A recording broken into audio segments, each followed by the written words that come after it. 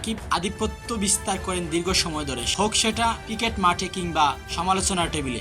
যখনই বাংলাদেশ ক্রিকেটের নাম আসে, প্রথম যে নামটা আসে সেটা হলো সাকিব আল হাসান। মাঠে তিনি যেমন দুপুটে, ঠিক তেমনি মাঠের বাহিরেও তার নামই তৈরি করে সমালোচনার ঢেউ। এক যুগের বেশি সময় ধরে আন্তর্জাতিক ক্রিকেটে বাংলাদেশকে প্রতিনিধিত্ব করে যাওয়া এই অলরাউন্ডার প্রতিটি পরিসংখ্যানে, প্রতিটি সাফল্যে যেন এক নতুন ইতিহাস লিখে যাচ্ছে। ঘটনার সূত্রপাত এবং ক্রিকবাজে বিশ্ব ক্রিকেটের অন্যতম বড় তথ্যভান্ডার ক্রিকবাজ সাম্প্রতিক সাকিবকে ঘিরে একটি বিশ্লেষণধর্মী প্রতিবেদন প্রকাশ করে। সেখানে তুলে ধরা হয়েছে তার ক্যারিয়ার যুগের গড়া রেকর্ড, নেতৃত্বের ধারণ, মাঠের পারফরমেন্স ও মাঠের বাইরের প্রভাব। প্রতিবেদনে বলা হয়, সাকিব শুধুমাত্র একজন ক্রিকেটার নন, তিনি বাংলাদেশের ক্রিকেটের সাংস্কৃতিক অবিচ্ছিন্ন অংশ। ব্যাটিং বোলিং দু ক্ষেত্রেই যে ভারসাম্য জুগিয়েছেন তা উপমাহিক। সাকিব শুধু পারফর্মার নন, একজন আইকন।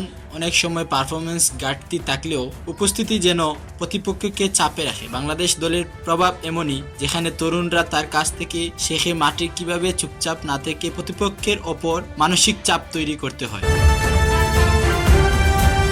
শুধু মাঠেই নয়, মিডিয়ায় কিংবা সমালোচনার কেন্দ্র থেকেও আলোচনার জোর তুলেছেন বহুবার। ক্রিকেট কূটনীতি, বিসিবির সঙ্গে মতবিরোধ কিংবা ব্যক্তিগত নানা ইস্যু, সবকিছুতেই আলোচনার টেবিলে সাকিব। এবার কি তবে নতুন অধ্যায় শুরু?